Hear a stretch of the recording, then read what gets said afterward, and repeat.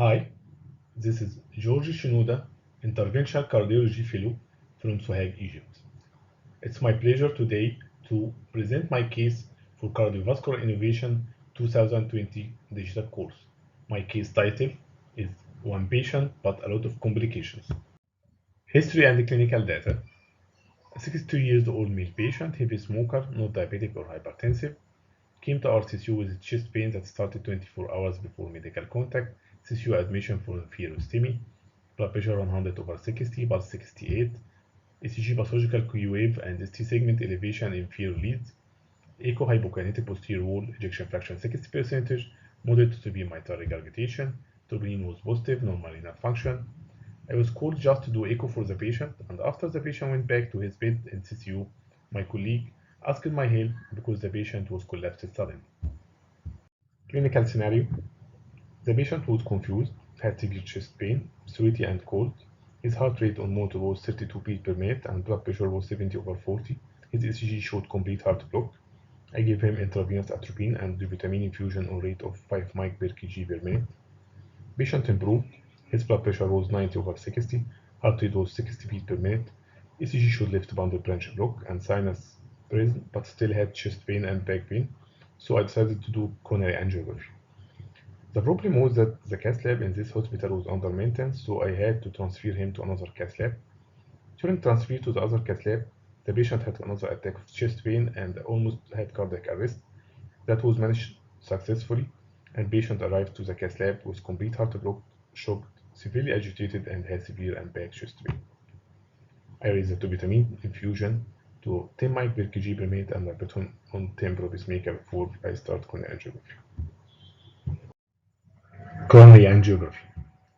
It was the last night of 2019, so I hoped that it will be a single vessel intervention. So through femoral axis, I did left system angiography, and it was shocking to me, as it showed total LSX occlusion and total proximal LED occlusion with very faint antegrade flow. Right system showed proximal total RCA occlusion, so I realized that it will be a very long night. Planning the intervention. Choked patient, complete heart block, 3 totally occluded vessels. Wow. I planned to start with RCA as I assumed it was the culprit one and to do LAT after that in the same session. So using Judkin Wright, catheter and BT2 model support wire, I managed to open the artery, but there was a high thrombus burden and I worried about no reflow. So I used intracoronary glycoprotein 2B3A inhibitor bolus and I did frequent balloon dilatation and I decided to use DAS 3/48. Complications started. I was really worried about the no reflow and unfortunately it happened.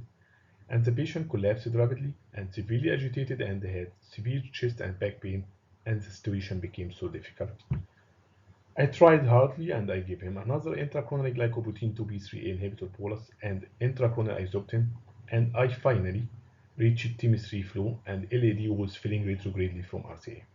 The problem now was that I had to do proximal pot and I was afraid of no reflow, but I did with non-compliant balloon 3.5/12 and the final result was not optimum but acceptable.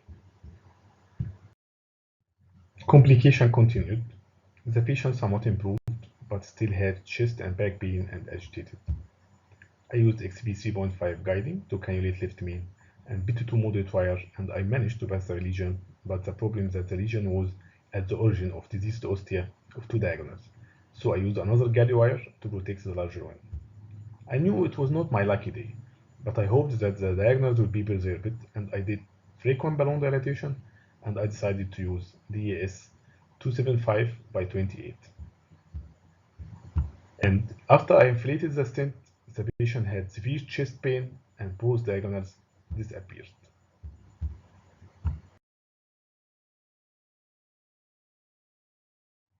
Final result. I tried to recross by the galley wire, but I failed, and I switched the wires and finally I managed to cross using the BT2 wire, and I did BTCA using 1.5 balloon for 2 diagonals, and I did both using 3/12 non-compliant balloon. Finally, I got TIMI2 at diagonals and TIMI3 at LAD, and I hoped to do more dilatation with non-compliant balloon. But unfortunately, patient was not helpful at all, and every time I do put, the diagonals disappear.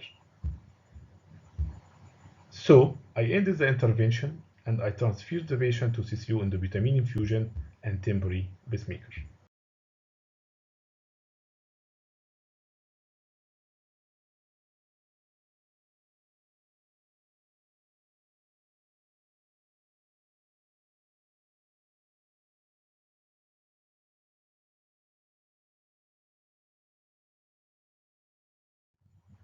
Follow-up. The patient was oliguric and I put him on IV fluid, endobutamine infusion, and glycoprotein 2B3A inhibitor maintenance dose, and he was improved clinically, and renal function was normal, but still had complete heart block and on temporary pacemaker. After a week in CCU, at last, patient had sinus rhythm and pacemaker was removed and patient discharged to home. My take-home message: in conclusion, no reflow is a significant complication of interventional coronary procedure. The best strategy is to avoid its occurrence. Platelet glycoprotein 2B3A antagonist can be used when indicated, although definitive data demonstrating their benefit in no reflow situation is lacking at that time. Further preventive measures include the administration of intracoronary adenosine, which has been shown as safe and effective in the prevention and the treatment of no reflow.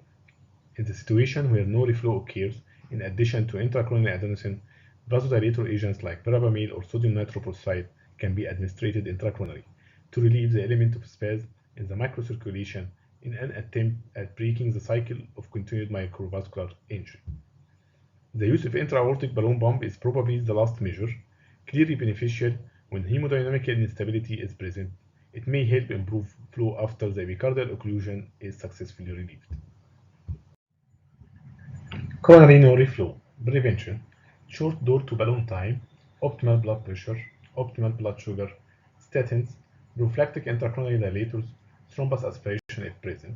Diagnosis: in the cath lab, thrombolysis in myocardial infarction, myocardial tissue plush, TIMI frame count. In the cardiac imaging lab, gadolinium contrast MRI, myocardial contrast echocardiography, nuclear imaging.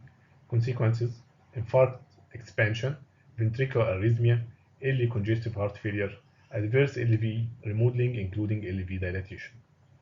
Treatment: intracoronary dilators, adenosine, nitroprusside, nicardipine, verapamil. Thank you.